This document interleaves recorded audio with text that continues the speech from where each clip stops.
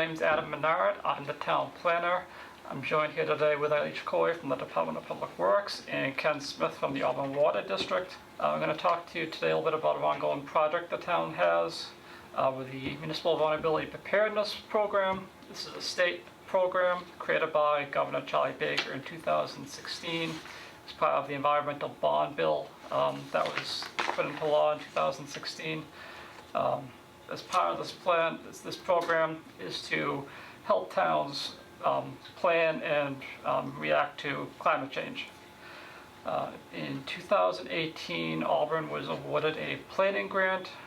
The MVP planning grant, part of that grant was to have a workshop where town officials and the public came in to kind of figure out where the problems were with the climate change, what kind of projects we should be doing going forward. And we were designated in 2019 by the state as an MVP community. Because of that, to apply for planning grants. And in 2020, early this year in January, we received a action grant to protect our stormwater from the risks of spills, from the risks of salt contamination, and just to, in general, try to protect stormwater and drinking water. This is an ongoing project that will be wrapping up at the end of this year. And to give you a little more detail about the program, Eilish Corey and Ken Smith are going to give you some of the technical aspects of what's been going on for the past 8 months. So my name is Eilish Corey, and like Adam said, I'm the new civil engineer down at the Department of Public Works.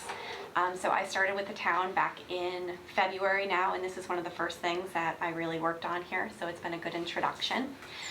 The Department of Public Works was very excited to partner with the Auburn Water District as well as the Massachusetts Department of Public Works on this project. Like many other communities in Massachusetts, Auburn has what's called an MS4 permit, and that's essentially a stormwater permit. It's administered at the federal level by the Department of Environmental Protection as well as by the Massachusetts Department of Environmental Protection.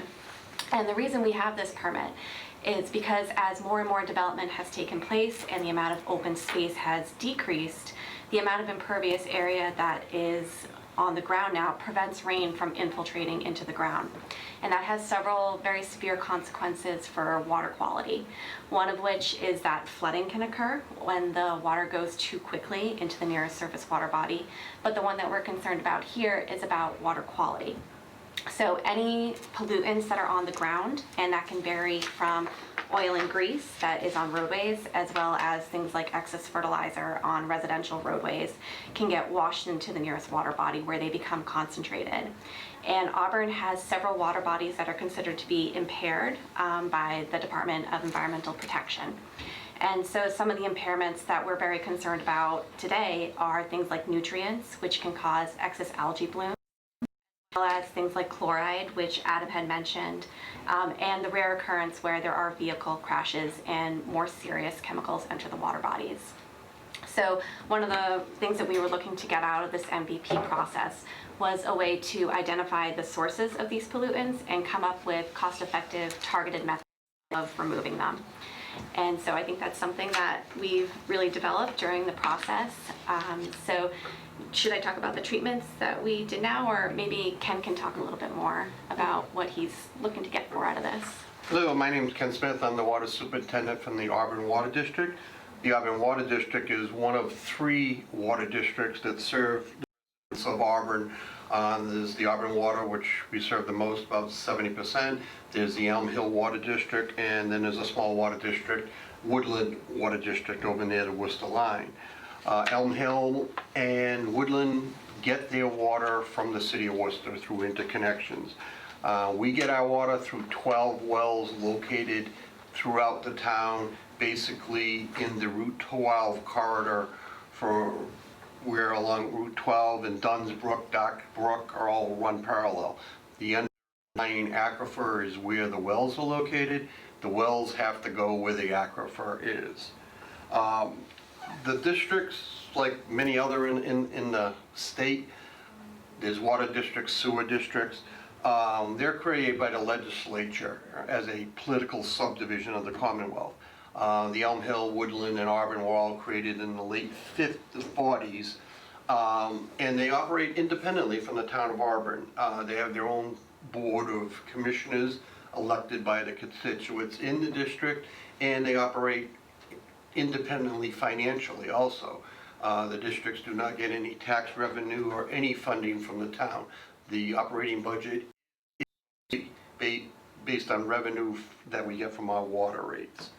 As previously discussed, our 12 wells are located in this aquifer along the highways, but if you look at a map of the town of Auburn, along Route 12, you see several other major interstate highways. We have I-90, the Mass Turnpike, we have I-290, we have I-395, we have Route 12, Southbridge Street, and we have Route 20. They all happen to, many of them cross. I-90, 290, and Route 12 happen to cross within hundreds of feet of one of our major well fields. One may ask, why are the wells next to the highway? Well, many of the wells were there before the highways were put in. Some of the wells are built in the 40s, 50s, and 60s. Under today's regulations, these wells would not exist close to the highway, or the highways would not exist next to the wells. Current regulations protect the wellhead, but we're dealing with an existing grandfathered use. Being close to the wells, the highways contribute, as mentioned before, high volumes of chloride contaminated water. In other words, the salt and the chemicals used to keep the road safe during winter months works its way into the aquifer, and unfortunately we have some very elevated sodium levels.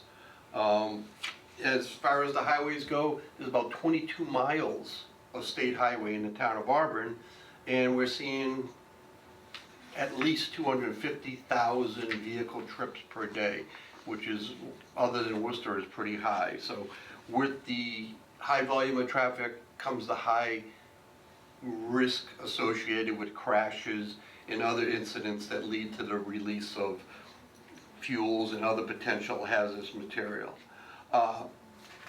The Auburn Water District has for years recognized our vulnerability of the wells close to the highway, and we've been working hard over the years to protect our wells through interaction with state agencies to develop maps so we know where the stormwater is going. We have an educational component. I regularly conduct training with local fire departments and DOT people to make them aware of our situation, not only on the hazmat side, but also on the sodium loading side in there.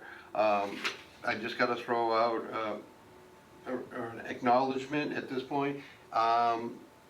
Over the years, we've been fortunate. We've had some big spills and some minor spills, which occur maybe every month, month and a half. Some months we have 4, some we have none, but it averages that much. We've had them from 10 gallons to 3,000 gallons, and if it had not been for the quick action of our local Auburn Fire Department personnel, DEP spill response personnel, MassDOT transportation crews and the local DPW crews, we would have certainly lost the well permanently to pollution by now.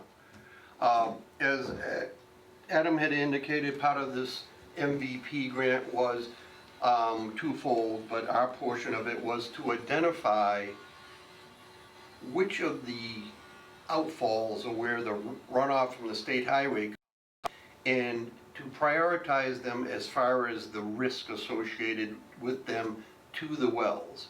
Some may be higher risk, being closer to the wells or closer to the water body, where other ones may be closer but the water goes the other way. So the scope was to identify and study hundreds of outfalls along the state highway system and identify and prioritize which ones pose the greatest risk. Hopefully, this list will be used to approach the state DOT entities to look at for some funding as part of roadway improvement projects or maintenance project, to install devices that would, in essence, trap floating contaminants such as oils and gasolines within the structure before it's released to the environment. Releasing it to the environment can be to the ground or to a receiving water body. The water bodies flow downward, and it all kind of ends up in the aquifer. So we're very concerned that a release may get into the aquifer. Hopefully with these installation of these devices, it provides an automatic level of protection. At 3 o'clock in the morning when no one sees it, if there's an accident or release, hopefully we're getting some protection until personnel can respond. The impacts of a release of a contaminant to a well, wells can take many, many years to develop and to get permitted for, in the range of millions of dollars. So it is our best interest to protect what we have through whatever means we have in ongoing training, mapping, and hopefully through what we'll get as a deliverable through the MVP grant, that we can go forward and use that tool. Maybe I could talk a little bit more about the process that we use to develop the recommended best. They're called BMPs, because I think when you approach a project like this, the problem isn't that there isn't a solution, it's that the solution is also oftentimes very expensive, and there's a lot of variety of what you can do. And that's one of the reasons that we engaged the engineering consultant, Fuss & O'Neill, to assist us on this project. So in addition to prioritizing the different drainage areas, like Ken was saying, they looked at the possible types of retrofits that can be installed. So for the most part, there is a lot of drainage out there already. So what we want to do is see what's out there and modify it as cost effectively as we can in order to get the most bang for your buck in terms of the improvements. So I think there were two major types of improvements that were really discussed, and that was a result of us all sitting down at a table and talking about what type of infrastructure we have and what types of roadway infrastructure projects were coming up. And the two major types of improvements that were discussed were on the action side as well as the treatment side. So Ken had mentioned the treatments a little bit, and that's things like going out to existing catch basins and installing them with very simple physical devices that prevent floatables from going through. And that's actually a great project for us because in Auburn and in the DOT roads that are in Auburn, we found that these devices were missing from a lot of our catch basins, and that's because they're older. They were built in probably about the 1950s. So nowadays when you install catch basins, which I should say those are the devices on the roadway that receive water, for anybody who doesn't know, these types of treatment are standard, but because ours are older, they were missing this very simple, cost-effective device. The other thing that we talked about were actions that can be completed by both the Department of Transportation and by DPW. And like Ken said, it's very tough during snow plowing operations to find that balance between what's the amount of salt that we have to use in order to ensure public safety versus ensuring that excess isn't getting into our public water bodies. So talking to the Department of Department of Transportation was very helpful in that regard because we understood what their salt loading rates are versus what the towns are. And I think coming to an understanding on that is helpful on both sides, just determining what best practices are while driving. And the other, on the DPW side, is that we are currently creating what are called standard operating procedures in terms of how often and what types of maintenance we perform on our drainage system. And that's going to be very helpful for us in the future because we will have very clear records of what's being done, and that can help us track what's effective and what's not, and what we should tweak in order to more effectively maintain our system, which will prevent pollutants from going in the water. So I think that was a great thing that came out of the MVP process because it got all the different parties in the room and really helped us determine what was going to be effective. That's all I got. All right, I'll just add one thing about why we're doing this planning process. I've asked at times why we do so much planning. When we're looking for funding, whether it's the state or the feds or other sources, they want to know, they want proof that we need something. So in this case, the quantitative study Professor O'Neill helped the town and the Auburn Water District conduct shows the proof that we do need support to help keep the waters clean, to treat the storm water. So with this study, we'll be able to ask the state for further funding, ask the federal government for further funding, because there are a lot of roadways and there are a lot of impervious, not just the roadways, there are a lot of business in town. We need the assistance. And like again, this study helps prove that yes, we do actually need these fundings to help keep the community safe. So with that, thank you for watching.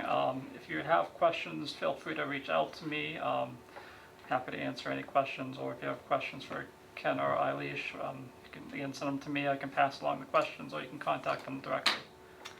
Also, if you're interested in learning more about what the town of Auburn is doing to treat stormwater, both on this project and otherwise, we have a new stormwater management page on auburnguide.com under the Department of Public Works page. And as far as the water district goes, we're all partners in this, in protecting our water sources. We've been looking for additional sources for years and years.